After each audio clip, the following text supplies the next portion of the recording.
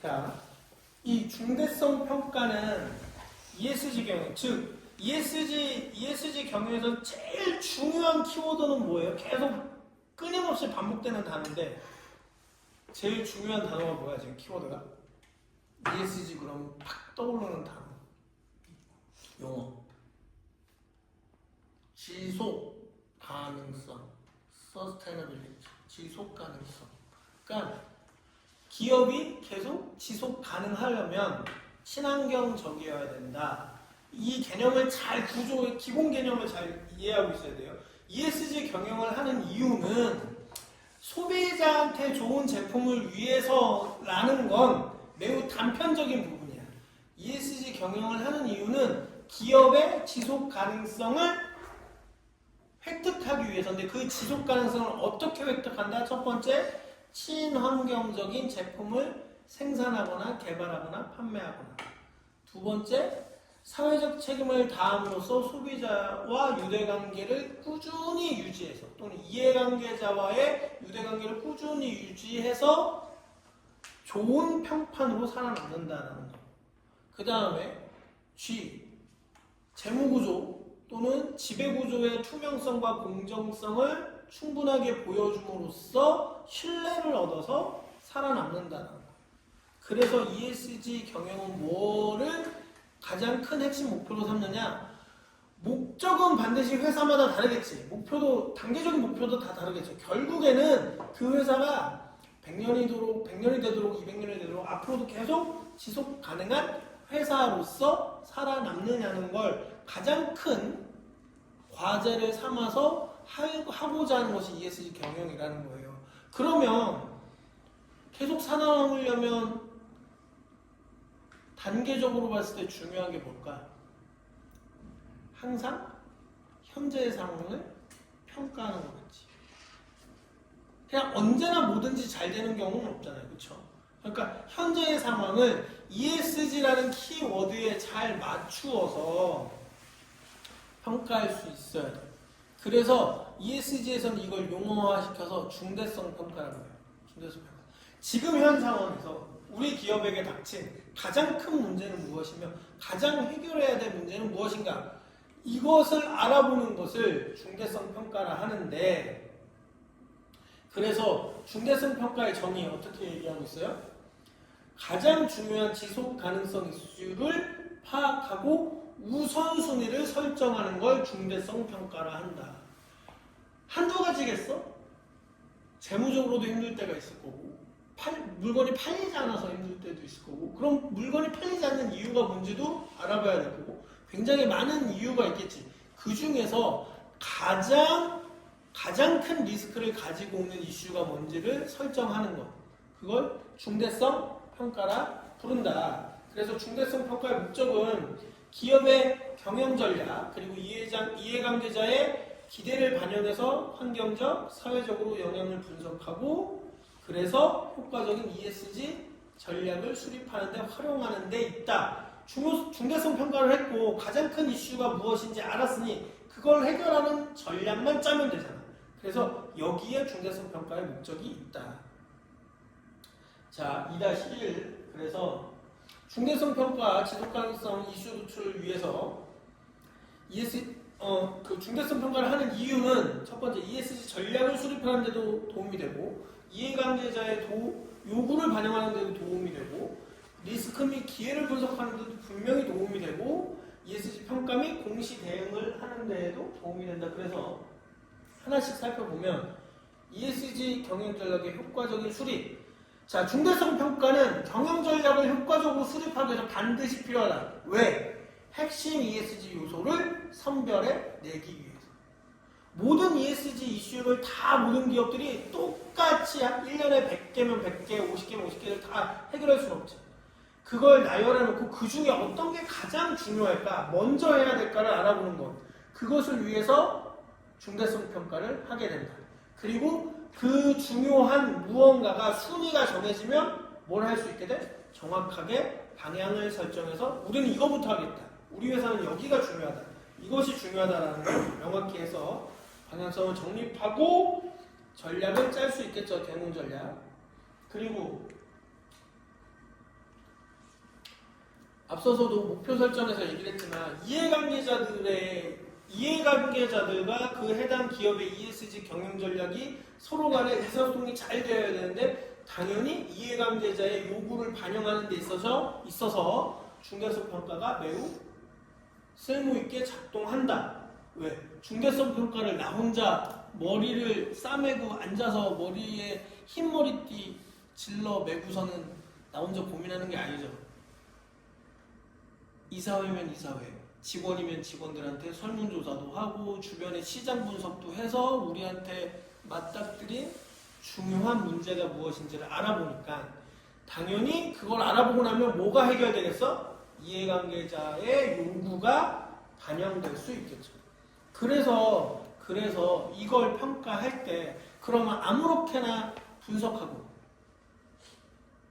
그렇게 얻어진 데이터를 쉽게 해석해버리면 해석에 왜곡이 생길 수도 있겠죠. 그래서 ESG 경영에 있어서 글로벌 가이드라인이 존재합니다. 뒤에서 얘기하겠지만 GRI나 SASB, 그 다음에 TCFD 등 이렇게 중요한 글로벌 가이드라인이 이미 만들어져 있어. 이것에 따라서 평가를 하는 거야. 이것에 따라서. 근데 여러분들에게는 이 평가 자료에 샘플들만 줄 거예요. 그래서 공부해보는 시간을 가질 거고 그 이전에 쉽게 환경 분석하는 다양한 방법들이 있거든요. 다양한 방법들이 있는데 우리는 그걸 이용해서 그냥 그룹 과제를 할 거예요. 왜냐면 여기 인원이 적기도 하고 이 적은 인원 가지고 지금 여기 나오는 GRI나 SASB나 이런 거를 해보려면 데이터도 많이 필요하고요. 시간도 많이 걸려요. 그래서 이걸 가지고 그 ESG 경영 실습보다는 요거는 선생님이 자료로 주고 자료로 여러분들이 이걸 이미 공시되어 있는 자료를 찾아보는 방법을 통해서 경영 전략을 짜는 실습을 해보도록 하겠습니다. 자, 그 다음에 중대성 평가는 앞서서 첫 번째 것과 두 번째 것의 이유와도 연결되지만 결국에 기업의 리스크를 분석하고 그리고 리스크를 분석하고 나면 반드시 또 미래의 기회도 보이겠죠. 그런 환경을 분석하다 보면 그래서 리스크 관리와 기회 창출을 하는 데 있어서 중대성 평가는 반드시 필요하다. 그 다음에 ESG 평가를 한 이후에 공시를 해야 돼. 공시. 알려야 돼. 사람들한테. 그래야지 내 기업을 위해서 은행들은 대출도 잘해주고 내 기업의 주주로 참여하고 있는 개미주주든 뭐 대단히 많이 크게 큰 손들이 주식에 투자를 하던 그 사람들이 내 기업의 미래에 투자할 수 있게 되는 공시자료를 만들 수 있어요. 이 중대성 평가를 해야지만. 그래서 거기에 대응할 수 있다. 자, 그래서 중대성 평가를 통해서 지속 가능성 이슈를 도출하는 방법은 크게 5단계로 이루어진다. 첫 번째는 지속 가능성을 확보하기 위한 해당 기업의 이슈 리스트를 선정한다. 두 번째, 이해관계자 분석 및 의견을 수렴한다. 중대성 평가 매트릭스를 작성한다. 우선순위 설정 및 전략을 수립한다. 다섯 번째, 모니터링 및 주기적 검토한다. 이런 것들을 여러분들이 그룹 가질 때 다 집어넣을 거야. 이 목차대로 연습해 보는 거야. 그런데 이제 이 중대성 평가는 아까 얘기했던 대로 복잡한 그런 건 선생님이 주고 기본적인 큰 틀에서 환경 분석하는 걸로 그룹 과제를 대체할 거예요. 자, 그래서 자, 여기 1단계 이슈 리스트 선정을 어떻게 하느냐? 글로벌 가이드라인을 반드시 활용하게 됩니다. GRI는 리스크 관리 인덱스예요. 그래서 여기 글로벌 리포팅 이니셔티브라고 해서 지속가능성 보고서 작성을 위한 국제 기준이에요. 이거에 따라서 지속가능성 보고서를 작성하세요라고 해서 만들어 놓아진 게 있어요. 그래서 그 국제 기준을 GRI라 하고 SASB는 산업별로 ESG의 중요한 이슈를 제공하는 건데 이건 뭐냐? 회계 기준에 따라서 ESG에 필요한 정보를 제공하게 돼 있어요. 회계 기준에 따라서. 그게 SASB. 그 다음에 TCFD는 재무정보 공개, 재무정보 공개 기준. 그 다음에 SDG, S는 유엔이 지속가능이라는 목표 아래 세워놓은 개발 목표가 있는데 여기에 준하여서 기업을 운영하고 있느냐, 기업이 글로벌 시장에 다른 나라에 도움을 주고 있느냐, 그 회사가 그런 것들을 만들어 놓은 게 제시해놓고 있는 게 유엔이 제시하고 있는 게 SDGs라는 유엔의 지속가능 개발 목표라는 기준이 있습니다. 이런 것들을 선택해서 또는 이걸 전부 다 기업들이 보고서로 계속 만들어요. 글로벌 시장에서 그 회사가 국제 표준에 맞게 경영을 하고 있다는 걸 알리고 이걸 바탕으로 해서 주식이라던가 재무구조가 운영되고 있는 겁니다. 최근에 기업들은 대부분. 자, 그래서 이런 분석 자료, 보고서를 만들고 그 다음에 그걸 통해서 이해관계자들한테 의견을 수렴해요. 자, 지금 우리의 중대성 평가가 이렇게 나왔다. 각각의 집단에 속해 있는 이해관계자들께서 어떻게 생각하십니까? 이 리스크를 어떻게 풀어야 될까요? 라고 의견을 수렴하는 거예요. 그게 2단계에 들어갑니다. 2단계. 그래서 이해관계자의 범위, 내부 임직원이나 경영진, 외부에서는 투자자, 고객 또는 관련된 시민단체 등등이 다 참여해서 해당 기업의 의견을 주게 되죠. 그래서 이 의견 수렴 방법은 설문조사도 있고 인터뷰, 공청회 등등. 근데 이런 거 할 때 꼭 자료를 다 공개하지. 그 공개된 자료가 보다 아까 중대성 평가에서 만들어진 보고서들이에요. 그걸 보고 전문 의견을 준다던가 아니면 시민 사회에서 시민의 눈높이에서 의견을 준다던가 하는 거죠. 그 다음에 자 3단계에서 그렇게 해서 의견을 수렴한 다음에 매트릭스를 작성하게 됩니다. 자 이해관계자 관점과 기업의 관점에서 중요도를 평가하게 돼요. 그래서 X축, Y축으로 나누어서 기업이 중요시하는 거, 이해관계자가 중요시하는 거. 그러면 이게 어떻게 만들어지느냐? 지금 이거 표현이 안 되어 있는데요. 자, 기업이 중요시하는 것, 기업이 중요시하는 것, 그 다음에 이해관계자가 중요시하는 것. 그래서 여기에 만약에 환경 이슈가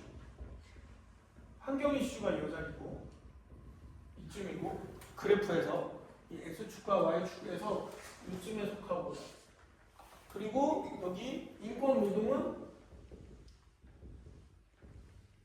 이쯤에 속한다. 이슈는. 그럼 어떤 게 더 중요할까?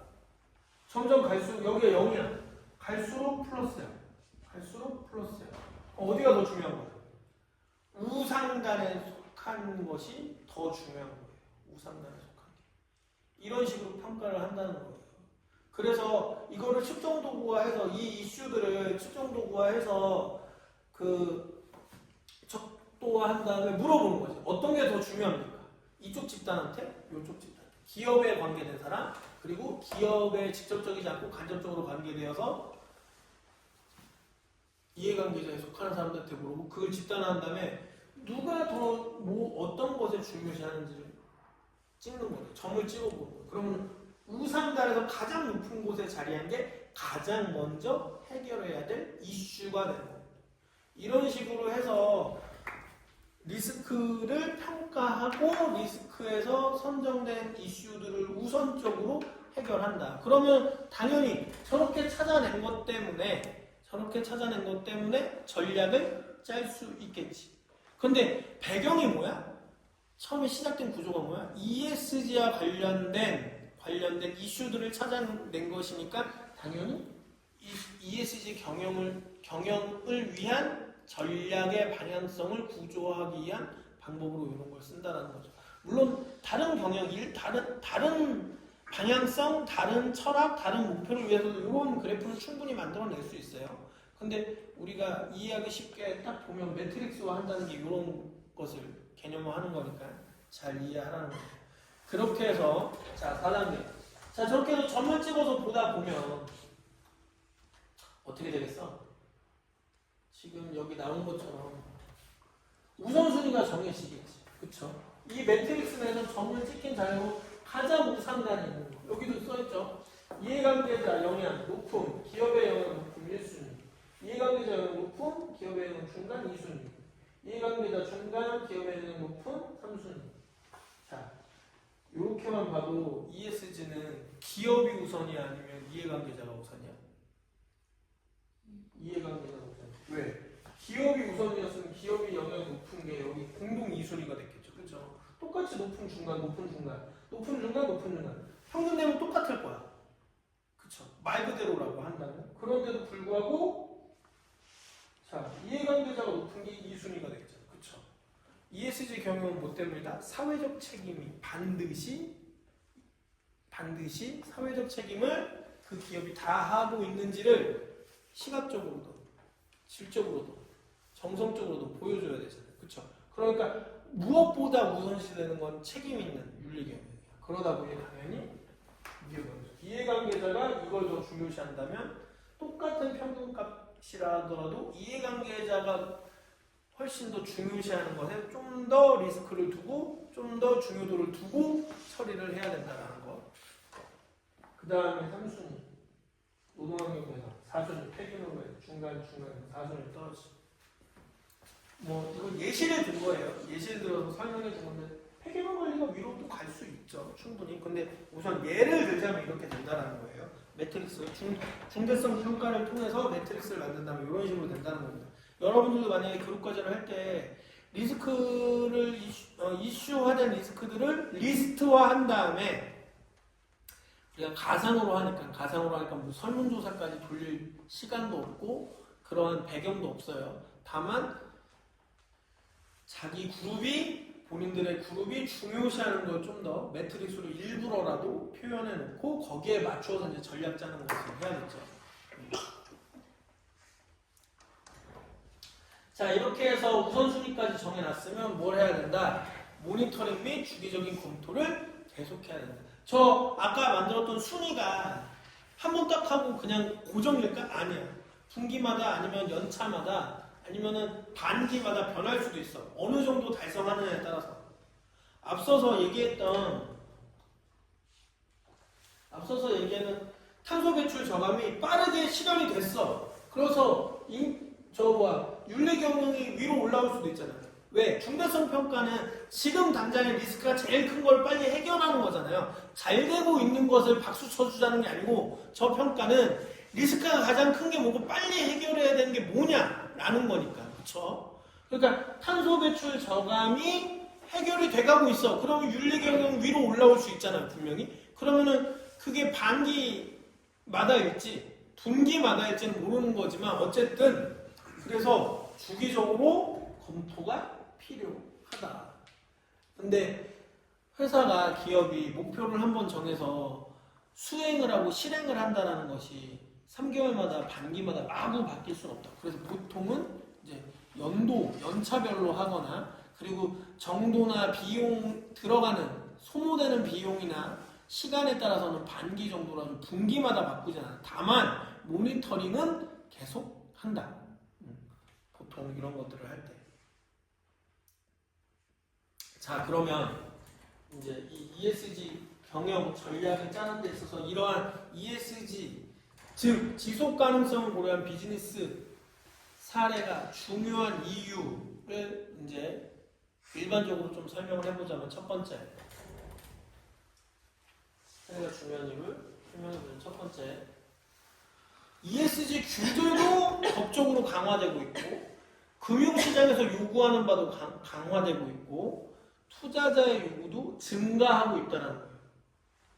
그런 회사가 이렇게 ESG 경영을 하는 회사가 지속 가능성이 있어서 주식에 투자할 만하니 내가 주식에 투자할 테니 열심히 ESG 경영을 하세요라고 투자자들이 요구를 하니까 결국에 과거를 돌이켜봤더니 결국에 ESG 경영이라는 것이 트렌드화되어서 우리가 이렇게 공부하기까지는 수십 년이 걸렸지만 과거의 데이터를 봤더니 결국에 환경 생각 안 하고 재무구조 투명성 없고 그리고 사회 책임지지 않던 기업들은 금방금방 사라졌다 이거예요. 그래서 투자자들이 요구하니까 해야 된다 이거야. 그리고 그래서 그런 회사들이 살아남아서 지금의 사회 구조를 잘 만들어가고 금융을 이끌어가고 있고 시장 경제, 자본주의 경제를 이끌어가고 있으니 앞으로 모든 회사들이 ESG 했으면 좋겠어요 라고 학문적으로 만들어버린 거야, 경영학자들이. 그런 회사들이 살아남았으니까. 자, 그 다음에 일반 소비자 입장에서도 그러한 브랜드들이, 그러한 기업들이 브랜드 가치도 올라가고 고객 신뢰도도 향상되고 그러다 보니 당연히 잘 팔리니까 그렇게 해주세요 라고 요구하는 거지. 일반 소비자들도, 투자자들의 요구뿐만이 아니고 일반 고객들도 ESG 경영을 하는 회사들을 요구하고 있다는 거예요. 우리가 ESG라는 용어를 소비자들이 잘 모르지만 소비자들이 그거를 광고에다가 우리는 ESG 경영을 합니다 라고 일부러 크게 알리진 않지만 결국에 소비자들한테 잘 팔리는 기업들의 이유를 살펴보니 다 친환경적이거나 재무구조가 투명해서 생산, 유통 등에 투명하게 공정하게 잘하고 있거나 그런 회사들이 잘 되고 있다는 거죠. 결과론적으로. 그리고 그런 회사들이 고객 신뢰도가 높아지니까 ESG 경영을 할 수밖에 없다라는 얘기겠죠. 자, 그 다음에 규제 리스크에 따라서 경영, 운영, 비용 등이 달라질 수밖에 없고 규제를 잘 지키고 함으로써 운영 비용도 절감되는 거예요. 규제 안 지키면 어떻게 되겠어요? 벌금 많이 낼 거 아니에요. 그렇죠? 법이 매번 더 강력하게 바뀌고 있어. 규제를 지키는 만큼 리스크가 감소되고 리스크를 감소시킨 만큼 비용도 오히려 절감 효과가 온다는 거지. 또는 ESG에서 일하는 걸 잘 구조화해서 재생에너지를 사용한다 아니면 재생원료를 사용한다고 했을 때 제품의 원가도 줄일 수 있고 원가를 줄인 만큼 뭘 높일 수 있겠어? 원가를 줄이면 뭘 높일 수 있어요? 마진을 높일 수 있잖아. 뭐 이거는 또 좀 다른 얘기일 수 있겠지만 이해하기 쉽게 좀 예를 들자면 현대자동차, 기아자동차가 왜 그렇게 영업이익을 많이 낼까? 차량 대수 파는 거나 전체 그 회사의 총 그 시가총액을 보면 테슬라보다 낮아. 시가총액이나 규모로 보면 전 세계 4등, 3등밖에 안 돼. 그런데 영업이익은 전 세계에서 1, 2등을 다퉈요. 어떻게 했을까? 뭐 원료를 바꿔서, 재료를 바꿔서 단가를 낮추기. 근데 그 단가를 낮추는 것도 최대한 친환경적으로 안 그랬으면 그룹이 살아남지 못하겠지. 여러 가지 방법을 통해서 마진을 높였다는 얘기예요. 결국에. 마진을 높였다는 얘기. 비용 절감을 얼마나 하느냐도 매우 중요하다. 조금 다른 얘기긴 한데 요즘 좋은 핑계거리예요. 그러니까 원료나 부품을 저렴한 걸 쓰는 기업들의 좋은 핑계거리. 규제가 심해져서 굉장히 고밀도, 고기술의 부품을 쓸 수가 없다. 그러면서 비용을 낮추는 경우도 있고 이것도 일종의 이제 좀 속이기 기만의 방법인데 기만 방법 중에 하나긴 한데 기업들은 그런 걸 잘 찾아내요. 그래서 규제에 대한 리스크는 낮추고 원가도 절감시키고 비용도 절감시키고 대신에 마진은 키우고 그러면서도 친환경적인 이미지를 가져가고 기술을 개발한다는 게 크게 보면요. 기술을 개발하려고 하는 만큼 그만큼 자연이나 이런 것들을 파괴하는 경우도 많이 생겨요. 그러면 기술을 더 이상 개발하지 않고 원래 있던 걸 잘 이용하는 것도 좋은 방법이 될 거고 그렇게 했을 때 비용도 절감될 수 있겠죠. 그래서 요거는 지금 이 ESG 경영 전략을 여러분들이 이제 나중에 그룹까지 하면서 짤 때 되게 많이 고민해야 되는 것 중에 하나가 단순하게 그냥 이건 아이디어예요 막 써내는 게 아니고 비용적인 측면도 되게 많이 생각해 봤으면 좋겠어요. 이 아이디어가, 이 전략이 그동안에 쓰였던 비용을 낮춤으로써 마진을 높임으로써 수익을 내고 수익을 그렇게 내서 지속 가능성을 가져오는 거냐. 그렇게 했을 때 친환경적인 거냐? 굉장히 다양한 이펙트를 생각해 봐야 된다는 거예요. 단순하게 우리는 친환경 제품 개발할 거예요. 그래서 ESG 했습니다. 이런 전략 내라는 게 아니에요. 굉장히 다각적으로 생각해 봐야 돼. ESG는 세 가지야. 크게 구조가. 다시 한번 설명하자면 어떤 거? 친환경, 환경. 두 번째 뭐라고? 사회적 책임. 세 번째는 재무 구조, 지배 구조의 투명성, 공정성이에요. 그 세 가지가 경중은 있겠지만 잘 어울려져 있어야 돼. 근데 그냥 무조건 친환경적인 아이디어가 ESG입니다. 아니라고. 절대 아니에요. ESG의 핵심. 그래서 ESG라는 세 가지 분할된 목적, 목표가 있지만 가장 큰 범위에서의 값어치는 뭐라고요? 지속 가능하냐 안 하냐의 문제예요. 단순하게 친환경이 ESG가 아니라고요. 헷갈리면 안 됩니다. 혼돈하면 안 돼요. 가장 큰 비전은 뭐라고? 모든 기업들이 지속 가능하기 위해서 ESG를 한다는 거예요.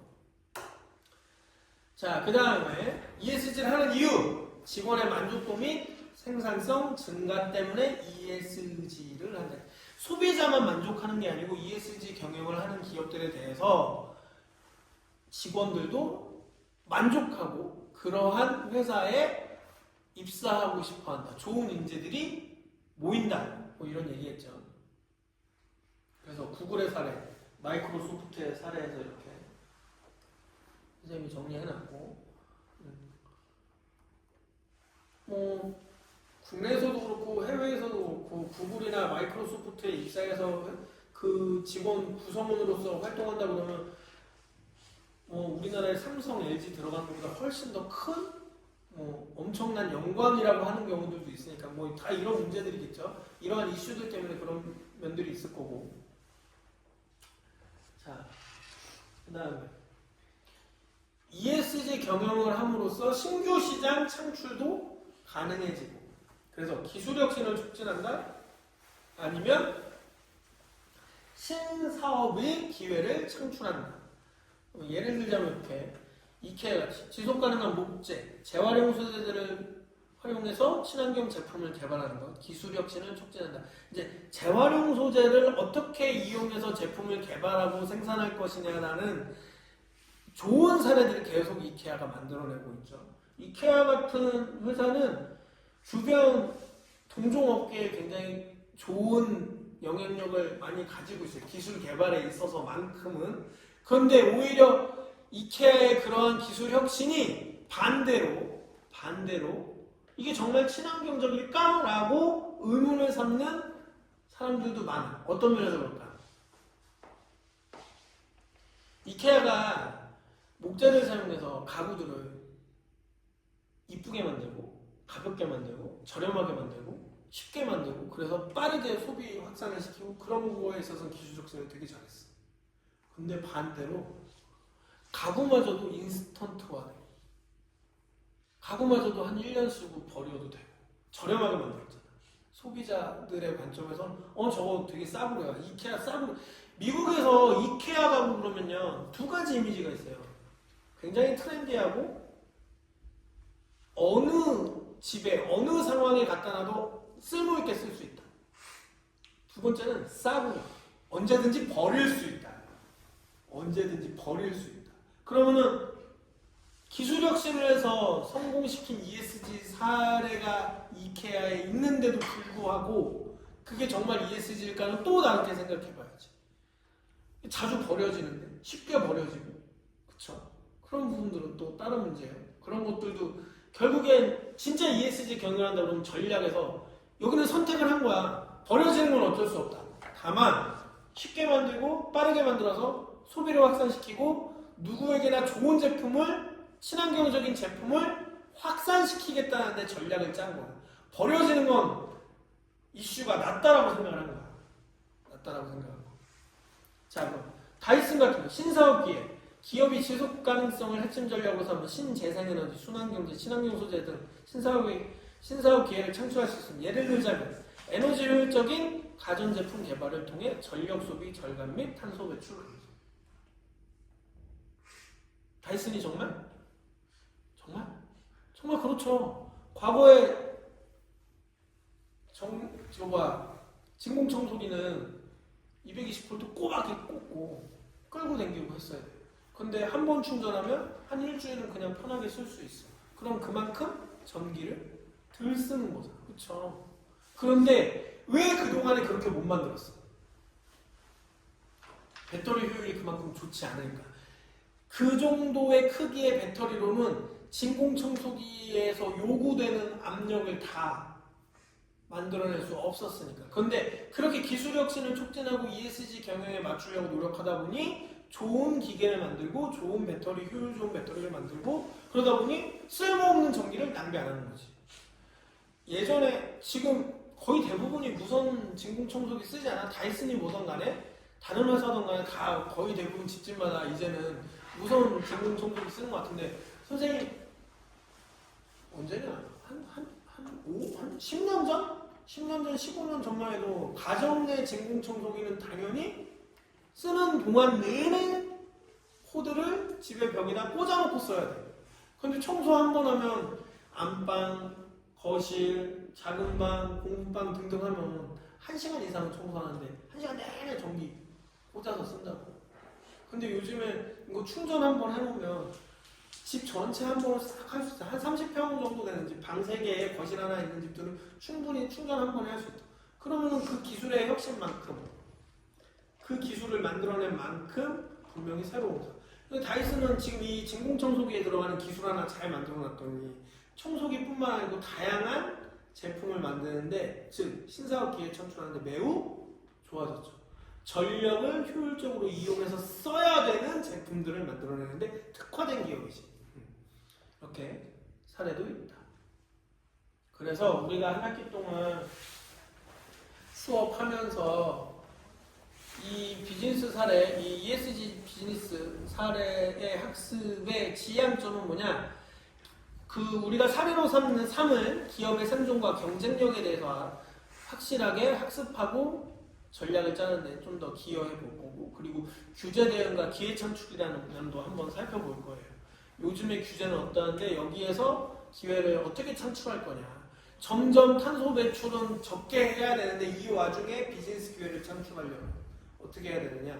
그리고 그래서 장기적인 성장 전략은 우리가 케이스로 삼는 회사들이 어떻게 하면 좋을까. 대학생다운 아이디어 내에서 한번 생각해 보자는 거예요. 우리가 그 내부에 들어가서 일일이 굉장히 깊은 그 자료들까지 볼 수는 없으니까 최대한 얻어낼 수 있는 자료 내에서 이렇게 해서 뭐 한 학기 동안 이어갈 거고요. 이제 다음 주와 그 다음 주는 실제로 이 전략을 짜는 데 있어서 필요한 인덱스, 그리고 구조할 때 어떤 방법으로 우리가 과제물을 하게 될지, 과제물 구조를 배우는 시간이 될 겁니다. 실제로 실행 방법들에 대해서.